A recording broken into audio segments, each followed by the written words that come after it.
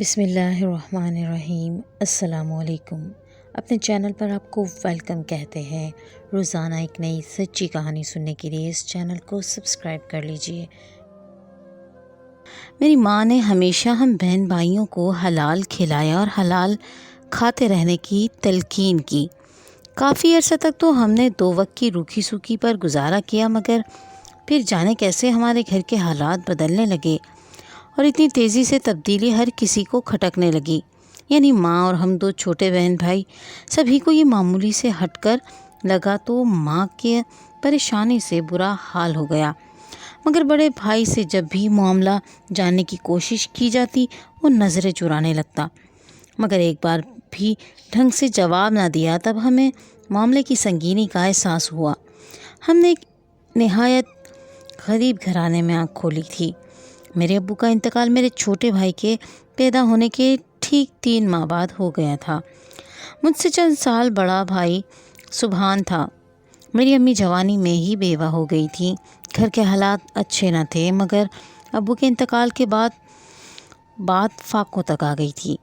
امی نے کپڑے سی کر ہمیں پالا اور یوں ہم حسرتوں کے درمیان جوان ہو گئے۔ میرا بھائی سبحان پڑھائی میں بہت اچھا تھا، مگر اب وقت اور حالات اس کے حق میں نہ تھے، اس لیے وہ 12 جماعتوں کے بعد آگے نہ پڑھ پایا اور گھریلو حالات خراب ہونے کی وجہ سے کہیں چھوٹی موٹی نوکری ڈھونڈنے لگا۔ مگر جب کہیں بھی نوکری نہ ملی تو اس نے سبزی منڈی پر اڑاتی کے پاس ملازم کی نوکری کر لی۔ جیسے جیسے وقت گزرتا گیا ہمارے حالات بھی بدلتے گئے۔ بھائی اس کام سے اچھا خاصا کما لیتے تھے اور یوں ہمارے دن بھرنے لگے، اچھا کھانے لگے اور اچھا اوڑھنے لگے۔ ہم اور امی تو اس میں راضی تھے، مگر بھائی مزید ترقی کرنا چاہتے تھے۔ پھر نہ جانے کیا ہوا، یکایک ہمارے دن ہی پھر گئے۔ بھائی جب بھی گھر آتے ان کی جیبیں پیسوں سے بھری ہوتی، وہ پیسہ پانی کی طرح بہانے لگے۔ ہم نے ایک نیا گھر خرید لیا، بس اتنا ہی نہیں، ہم نے ایک نئی گاڑی بھی خرید لی۔ تب امی کو بھائی پر شک ہوا۔ انہوں نے رات کا کھانا کھاتے ہوئے بھائی کو آڑے ہاتھوں لیا تھا۔ سبحان بیٹا، تم تو جانتے ہو تمہارے باپ کے مرنے کے بعد ہم نے کیسے دن گزارے ہیں، خالی پیٹ رہ کر راتیں بھی کاٹی ہیں، مگر یاد رکھنا میں نے بھی حرام تمہارے لہو میں شامل نہیں ہونے دیا۔ تم بھی ایک بات یاد رکھنا، اگر تم نے مجھے یا اپنے بہن بھائی کو حرام کا لقمہ کھلایا تو میں تمہیں اپنا دودھ نہیں بخشوں گی۔ امی کی باتیں سن کر بھائی کے چہرے کا رنگ اڑ گیا۔ وہ کچھ کہے بغیر اٹھ کر اپنے کمرے میں چلے گئے۔ امی پریشان رہتی تھیں کہ سبحان جاتا تو ایک اڑاتی کے پاس ہے، مگر اس کے پاس اتنا پیسہ کہاں سے آ رہا ہے۔ بھائی اب زیادہ وقت باہر گزارنے لگے تھے، جبکہ امی اٹھتے بیٹھتے یہی کہتی، فاطمہ مجھے لگتا ہے تیرا بھائی غلط کاموں میں پڑ گیا ہے۔ اور میں سارا دن ان کو تسلیاں ہی دیتی رہتی تھی کہ امی آپ کو بھائی پر یقین کیوں نہیں ہے؟ ان کے پاس بڑے بڑے لوگ فروٹ لینے آتے ہیں جن سے ان کو اچھا خاصا منافع ہو جاتا ہے۔ ایک رات شدید طوفان آیا تھا، ایسے لگتا تھا سب کچھ بہا کر لے جائے گا۔ بارش تھی کہ تھم بھی نہیں رہی تھی۔ گیٹ پر بیل ہوئی، امی تڑپ کر رہ گئیں کہ میرا سبحان آ گیا ہوگا۔ انہوں نے مجھے گیٹ کھولنے کا کہا، میں نے جلدی سے گیٹ کھولا۔ سامنے 2 نفوس تھے، ایک تو سبحان بھائی، مگر دوسری عورت کون تھی؟ اس نے خود کو عربی برقعے میں اچھی طرح لپیٹ رکھا تھا۔ وہ تو دونوں بری طرح بھیگ چکے تھے۔ اب تو میں بھی بارش میں بھیگ گئی تھی۔ میں جلدی سے ان دونوں کے راستے سے ہٹی تو وہ لاؤنج کی جانب تقریباً بھاگتے ہوئے گئے۔ میں بھی ان کے پیچھے ہی چلتی وہاں آ گئی۔ میں ان کو دیکھ کر حیران رہ گئی، وہ دونوں مجرم بنے کھڑے تھے، جبکہ امی ان دونوں کو ٹکر ٹکر دیکھ رہی تھیں۔ میں ہی آگے بڑھی اور بولی، بھائی یہ لڑکی کون ہے؟ تمہاری بھابھی۔ سبحان بھائی کی بات سن کر امی غصے سے پھنکاری تھی، آدھی رات کو چپ چاپ گھروں میں چوری گھستے ہو، بہوئیں نہیں، کس کی عزت کو بھگا کر لے آئے ہو؟ کیوں بڑھاپے میں میرے منہ پر کالک ملنے لگے ہو؟ بھائی آگے بڑھا اور بولا، نہیں امی جان، میں اس کو بھگا کر نہیں لایا، یہ میری بیوی ہے، میری عزت ہے، ہماری شادی کو 2 ماہ ہو گئے ہیں، مگر آج میں اسے گھر لے آیا ہوں۔ امی کچھ کہے بنا اپنے کمرے میں چلے گئیں۔ میں برقعے میں لپٹی نقاب میں چھپی بھابھی کی جانب بڑھی۔ میں نے ان سے ان کا نام پوچھا، مگر انہوں نے مجھے کوئی جواب نہ دیا۔ وہ خاموشی سے مجھے تکتی رہیں۔ مجھے رونا آ گیا مگر بھائی کے سامنے خاموش رہی۔ بھائی بھابھی کو اپنے کمرے میں چھوڑ کر خود باہر چلے گئے اور میں اپنے کمرے میں آ گئی تھی، لیکن آج نیند میری آنکھوں سے کوسوں دور تھی۔ ساری رات بھابھی کے رویے اور اس کی آنکھوں کے بارے میں سوچتی رہی۔ صبح ہوئی تو امی نے گھر میں خوب ہنگامہ برپا کیا تھا۔ رات تو وہ خاموش رہی تھی مگر اب تو بھائی کو خوب سنائی تھی۔ پتہ نہیں اس لڑکی کو کہاں سے اٹھا کر لایا ہے۔ ابھی بھابھی اپنے کمرے سے باہر نہیں آئی تھی، بھائی امی کے روبرو بیٹھ گیا اور دھیرے دھیرے بولتا چلا گیا۔ امی، آپ ہمیشہ سے جاننا چاہتی تھی نا کہ اتنا پیسہ میرے پاس کیسے آیا ہے؟ تو سنیں، اس لڑکی کا نام ثانیہ ہے۔ یہ مجھ سے عمر میں کافی بڑی بھی ہے اور بیوہ بھی ہے۔ یہ اکثر مجھ سے فروٹ لینے آتی تھی، اسے میں اچھا لگنے لگا تھا۔ اس نے میری چھان بین کروانے کے بعد مجھے شادی کے لیے پرپوز کر دیا۔ جب میں نے اس کا پتہ کروایا تو میرے علم میں یہ بات آئی کہ یہ کروڑ پتی ہے اور اس کے آگے پیچھے کوئی نہیں ہے۔ اس کا شوہر فوت ہو گیا ہے اور وہ اپنی بہت سی جائیداد و دولت اس کے نام کر گیا تھا۔ جب مجھے یہ پتہ چلا تو میں نے فوراً شادی کے لیے ہاں کر دی۔ اس طرح اس کی ساری جائیداد کا مالک میں بن گیا۔ امی، میں اسے گھر نہیں لانا چاہتا تھا کیونکہ یہ گونگی ہے۔ میں اس سے اشاروں میں بات کرتا ہوں اور اس کی کچھ عادتیں عجیب سی ہیں۔ یہ میرے سوا کسی دوسرے کے سامنے نقاب نہیں اتارتی۔ مجھے ڈر تھا کہ کہیں آپ اس کو برا بھلا نہ کہہ دیں اور ہم پھر سے سڑک پر نہ آ جائیں، مگر مجھے ثانیہ کی ضد کے آگے ہار ماننا بھی پڑی۔ اب میری خاطر آپ اس پر طنز نہ کیجیے گا۔ پوری داستان سنا کر بھائی اپنے کمرے میں چلا گیا۔ میں اور امی ہکا بکا رہ گئیں۔ اب جو بھی تھا ہمیں بھائی کی بات ماننا ہی تھی۔ میں ناشتہ بنا کر ان کو کمرے میں دے آتی، بھائی سارا دن باہر ہی رہتا۔ انہوں نے اپنا کمرہ بھی الگ کر لیا تھا۔ جانے کیوں میں وقتاً فوقتاً بھابھی کے پاس جاتی، ضرورت کی چیزیں انہیں کمرے میں ہی دے آتی۔ میں نے بھابھی کی آنکھوں میں اپنے لیے پیار دیکھا تھا۔ نہ جانے وہ میری احسان مند تھی کہ میں واقعی انہیں اچھی لگتی تھی۔ پھر یوں ہی وقت گزرتا گیا۔ بھابھی کام کو تو بالکل ہاتھ نہیں لگاتی تھیں، وہ تو ہاتھوں سے دستانے اور پاؤں سے جرابیں تک نہیں اتارتی تھیں۔ میری کوئی بہن تو تھی نہیں، میں نے بھابھی کو ہی اپنی بہن بنانے کا سوچا۔ میں بس ان کے پاس جا کر بیٹھ جاتی اور ان سے اشاروں میں باتیں کرتی رہتی۔ وہ مسکرا کر سنتی رہتی۔ یوں ہی دن گزرتے گئے۔ مجھے بھابھی کے ساتھ بہت لگاؤ ہو گیا تھا۔ بھابھی بھی مجھے مسکراتی آنکھوں کے ساتھ دیکھتی رہتی تھی۔ ان کی آنکھیں بڑے عجیب سے جذبے سے لبریز ہوتی تھیں۔ ایک دن میں چھت پر گئی تو وہاں ایک کاغذ پڑا تھا، اس پر گلاب کا پھول ایک طریقے سے رکھا گیا تھا۔ میں نے وہ کاغذ اٹھا لیا۔ یہ دیکھ کر میں لرزی۔ اس پر میرا ہی نام لکھا تھا۔ اس میں صاف صاف لکھا تھا کہ صبیحہ، مجھے تم سے محبت ہے۔ میں بھاگتی ہوئی بھابھی کے پاس گئی۔ ان کو میں نے وہ خط کھول کر دکھایا تو وہ مسکرائیں، جیسے کہنا چاہتی ہوں کہ یہ تو بڑی اچھی چیز ہے۔ میں نے بھی کہہ دیا کہ میں یہ خط امی کو دکھاؤں گی۔ بھابھی نے زور سے نہ میں سر ہلایا۔ میں سوچتی رہ گئی کہ نہ جانے خط لکھنے والا کون تھا۔ ادھر میری امی اب انتہا کو پہنچ چکی تھی۔ سارا دن بھابھی کے روم کی طرف منہ کر کے اونچی آواز میں بولتی رہتی، ہم اتنے پیسے چاٹتے تھوڑی ہیں بیٹا، یہ تو کس عجوبے کو لے آیا ہے؟ نہ تیری بیوی ہم میں بیٹھتی ہے اور نہ ہم نے آج تک اس کا چہرہ دیکھا ہے۔ میں امی کو سمجھا بجھا کر خاموش کروا دیتی مگر وقتاً فوقتاً انہیں ایسے دورے پڑتے ہی رہتے تھے۔ عجیب تو مجھے لگتا تھا کہ ایسی بھی کیا مجبوری کہ انسان اپنے بیڈ روم میں بھی سیاہ عبایا پہن کر بیٹھا رہے اور جب میں ان کے پاس جاؤں تو وہ منہ پر نقاب چڑھا لیں۔ آج تک میں نے ان کا ہاتھ تک نہیں دیکھا تھا مگر بھابھی کی آنکھیں، ہائے وہ آنکھیں کمال کی خوبصورت تھیں۔ میں ان کی خوبصورت آنکھیں دیکھ کر سب کچھ نظر انداز کر دیتی تھی۔ آج 2 ہفتے بعد پھر سے مجھے ایک خط ملا تھا۔ گلاب کا پھول پھر سے اس پر دھرا ہوا تھا۔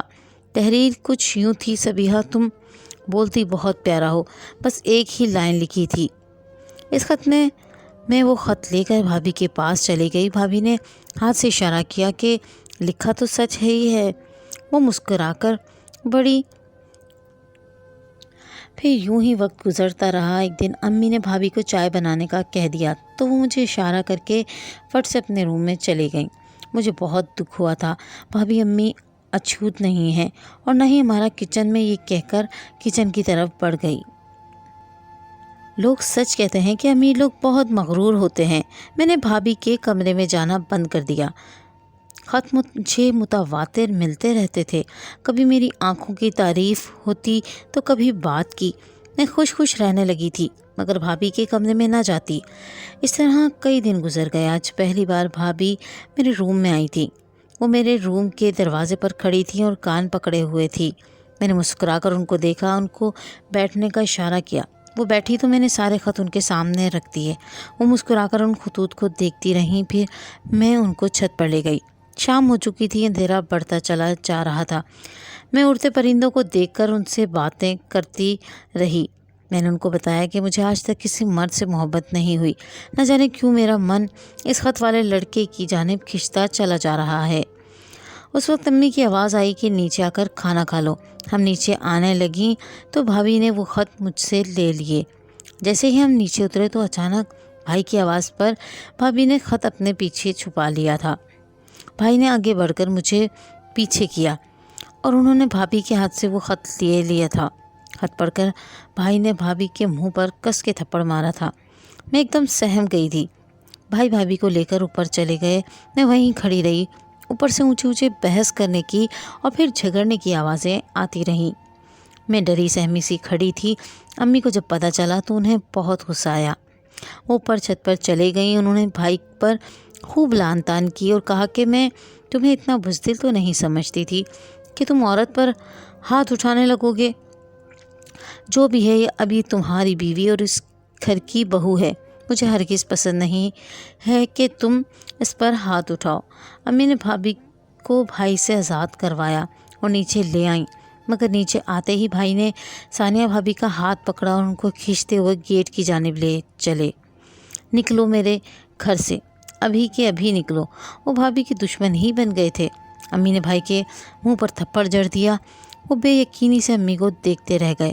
امی نے بھابھی کو لے جا کر کمرے میں بٹھا دیا اور بھائی کو باتیں سناتی رہیں۔ یہ پہلی اور آخری بار تھا کہ تم نے اپنی بیوی پر ہاتھ اٹھایا ہے۔ اگر آج کے بعد ایسا کیا تو میں تمہارے ہاتھ توڑ دوں گی۔ مجھے نہیں معلوم تھا میری میاں بیوی میں کیا جھگڑا چل رہا ہے۔ جب سے تم اس کو یہاں لائے ہو تم نے اپنا کمرہ ہی چھوڑ دیا ہے، مگر ہاتھ اٹھانے کی اجازت میں تمہیں پھر بھی نہیں دوں گی۔ امی اصولوں کی بہت پکی تھیں، جبکہ میں حیران پریشان تھی بھائی کے رویے کو میں اچھی طرح سمجھ سکتی تھی۔ ظاہر ہے بات ان کی بہن کی تھی۔ میں نے ان کو پہلے کبھی اتنے غصے میں نہیں دیکھا تھا۔ بھائی کے کام پر جانے کے بعد میں بھابھی کے روم میں گئی تھی، مگر وہ اس قدر بے رخی سے ملی کہ کوئی حد نہیں۔ مجھے بھی ان کی تکلیف کا خیال تھا، اس لیے میں چپ چاپ کمرے سے نکل آئی۔ خطوط کا سلسلہ جاری رہا۔ اب تو میں نے بھی خط کا جواب دینا شروع کر دیا تھا۔ میں نے اس سے کہا تھا کہ خط میں اپنی تصویر دو۔ اگلے دن خط میں تصویر پڑی تھی۔ وہ لڑکا اتنا ہینڈسم تھا کہ کوئی حد نہیں۔ لمبا قد، جسامت اور چہرے کے نقوش اتنے حسین کہ فلموں کے اداکار بھی اتنے حسین نہیں تھے۔ میں نے اس کا نام پوچھا تو اس نے بتا دیا۔ اس کا نام زاویار ہے۔ زاویار نے خط میں مجھے موبائل نمبر دے دیا۔ میں نے وہ موبائل نمبر رکھ لیا۔ اب میری اور اس کی دن رات آپس میں باتیں ہونے لگی تھیں۔ زاویار کی آواز بہت پیاری تھی۔ بھابھی تو بیچاری سارا دن اپنے روم میں رہتی، نہ میں ان کے پاس جاتی اور نہ ہی وہ آتی۔ ایک دن امی بازار میں شاپنگ کرنے گئی تھی۔ میں زاویار سے موبائل پر لگی تھی جب میری آواز میرے دروازے پر دستک ہوئی۔ میں نے اس کا فون جلدی سے بند کر دیا۔ دروازہ کھول کر دیکھا تو سامنے کھڑے شخص کو دیکھ کر میں تو حیران رہ گئی۔ اس نے مجھے روم میں دھکا دے کر دروازہ لاک کر لیا۔ میں ڈری سہمی سی کھڑی اس کو دیکھتی رہ گئی۔ وہ زاویار تھا۔ چھت پلانگ کر میرے کمرے تک آن پہنچا تھا۔ کہنے لگا، ڈرو نہیں صبیحہ، میں تمہیں کسی قسم کا کوئی نقصان نہیں پہنچاؤں گا۔ میں خاموش ہو گئی۔ وہ جینز اور وائٹ شرٹ میں غضب ڈھا رہا تھا۔ ہم دونوں آپس میں باتیں کرنے لگے، مگر زاویار کی آنکھیں مجھے دیکھی دیکھی سی لگ رہی تھیں، مگر یہ معلوم نہیں ہو سکا کہ اسے کہاں دیکھا تھا۔ باتوں باتوں میں وقت گزرتا چلا گیا۔ گیٹ پر بیل ہوئی تو میں کانپ گئی کہ امی آ گئیں۔ اس نے کہا کہ فکر نہ کرو، میرے آنے کا کسی کو بھی پتہ نہیں چلے گا۔ واقعی کسی کو بھی خبر نہیں ہوئی کہ وہ کہاں سے آیا اور کس طرف کو گیا۔ پھر تو یہ معمول ہی بن گیا، جب گھر میں کوئی نہ ہوتا زاویار آ جاتا۔ ہم آپس میں گپ شپ کرتے اور کچھ دیر بعد وہ چلا جاتا۔ مجھے اس سے شدید قسم کی محبت ہو گئی تھی۔ میرا دل چاہتا تھا کہ وہ میری مٹھی میں قید رہے، میرے سوا وہ کسی کو نہ دیکھے اور نہ ہی اس کو کوئی دیکھے۔ میں اب زاویار کی دیوانی ہو چکی تھی۔ امی کو بہانے سے مارکیٹ بھیج کر پیچھے سے اس کو بلا لیتی اور گھنٹوں اس کی باتیں سنتی رہتی۔ اس دن بھی میں نے اسے ایسے ہی کیا تھا۔ خوب دل لگا کر بریانی بنائی اور امی کو دے دی کہ وہ پڑوس والی آنٹی کو دے آئیں۔ امی ان کے گھر سے جلدی نہیں آتی تھیں۔ ان کے جانے کے بعد میں نے زاویار کو کال کر کے کہا کہ تم گھر آؤ، میں نے تمہاری پسندیدہ بریانی بنائی ہے۔ اس نے کہا میری طبیعت خراب ہے، میں نہیں آ سکتا، اور کال بند کر دی۔ تو میں تلملا اٹھی، دوبارہ کال ملائی تو اس کا موبائل ہی بند جا رہا تھا۔ میں غصے سے پھنکار رہی تھی، پھر اچانک موڈ کو خوشگوار کرنے کے لیے سوچا کہ بھابھی کے پاس چلے جاتی ہوں۔ مجھے نہیں معلوم تھا کہ بھابھی کے روم میں جا کر تو مجھ پر غم کا پہاڑ ٹوٹ پڑے گا۔ میں نے ناک کیے بنا ہی بھابھی کے روم میں داخل ہونے کی غلطی کر لی، جسے دیکھ کر مجھے زور کا جھٹکا لگا۔ ہاں، وہ زاویار ہی تھا۔ ہاتھ میں چائے کا کپ پکڑے صوفے پر بڑے آرام سے وہ بیٹھا تھا۔ میرا کلیجہ چھلنی ہو گیا تھا۔ اس نے مجھے نہیں دیکھا تھا، تبھی چائے پیتے ہوئے گنگنا رہا تھا۔ میں نے آگے بڑھ کر اسے گریبان سے پکڑ لیا۔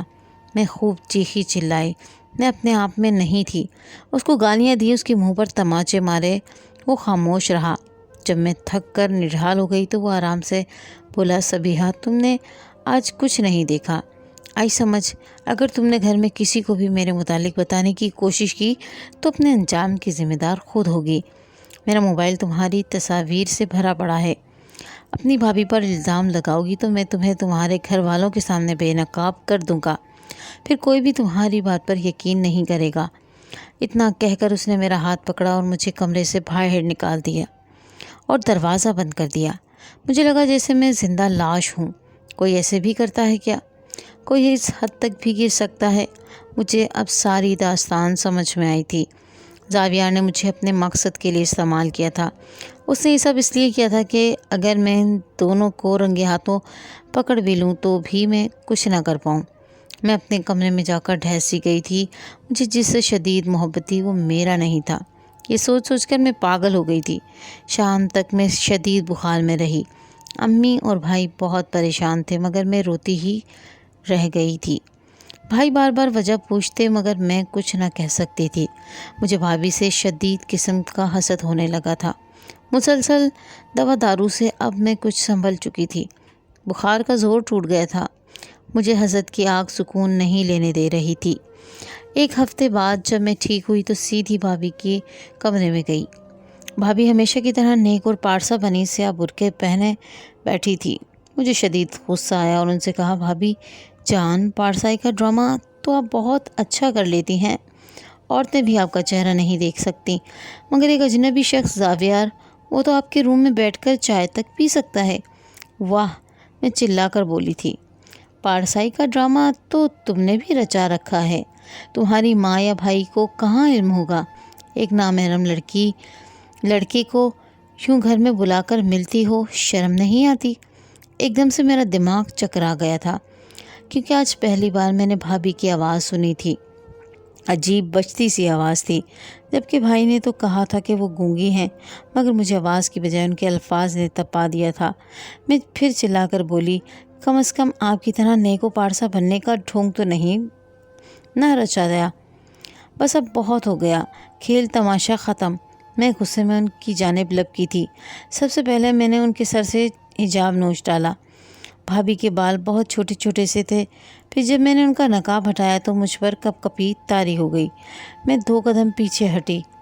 بھابھی کے برقعے سے ایک مرد برآمد ہوا تھا۔ وہ جلدی سے اٹھا اور اس نے میرے منہ پر ہاتھ رکھ دیا۔ مجھے لگا وہ مجھے قتل کر دے گا۔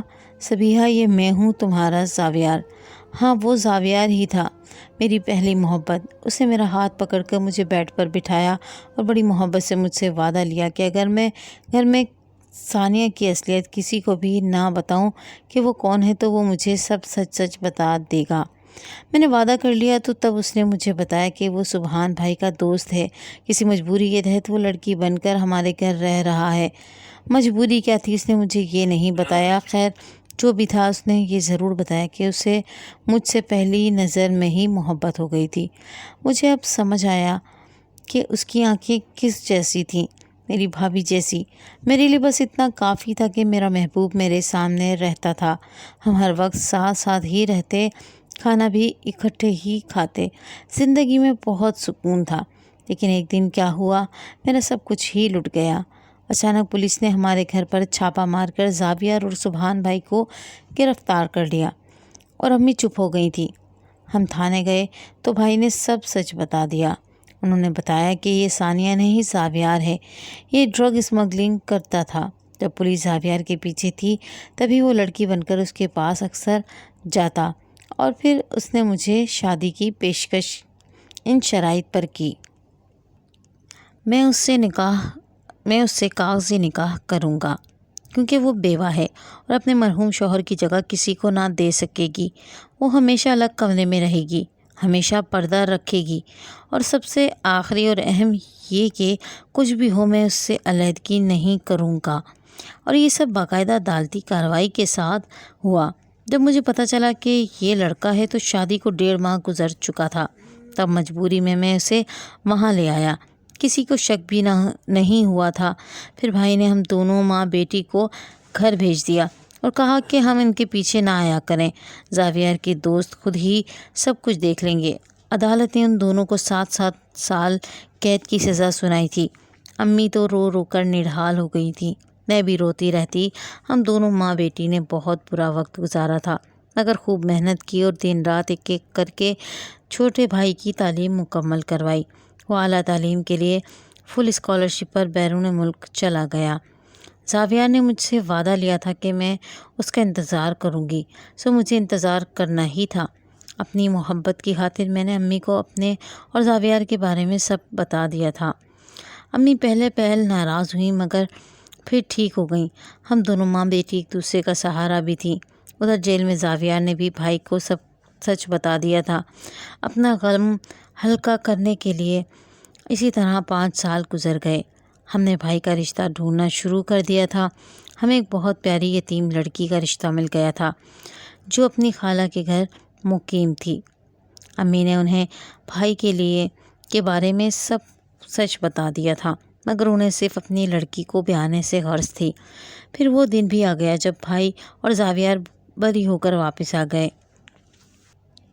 ہماری خوشی کا کوئی ٹھکانہ نہیں تھا۔ بھائی نے اور زاویہ نے اپنی وہ رقم نکلوائی اور جو انہوں نے حلال طریقے سے کمائی تھی، اور ایک نیا کاروبار شروع کیا، اور توبہ تو وہ پہلے ہی کر چکے تھے کہ وہ دوبارہ ایسی غلطی نہیں کریں گے۔ اللہ تعالیٰ نے ان کے نئے کاروبار میں برکت ڈالی۔ یوں سب کچھ ٹھیک ہونے لگا تھا۔ شادی کی تاریخ طے ہو گئی اور یوں میں زاویہ کی دلہن بن گئی۔ نکاح کے بعد زاویہ اور بھائی بہت خوش تھے۔ زاویہ مسکرا کر بولے، مجھے سمجھ نہیں آ رہا کہ صبیحہ کے ملنے کی خوشی مناؤں یا اپنے پہلے شوہر کے ملنے کی۔ ان کی اس بات پر ہم سب ہنس پڑے تھے۔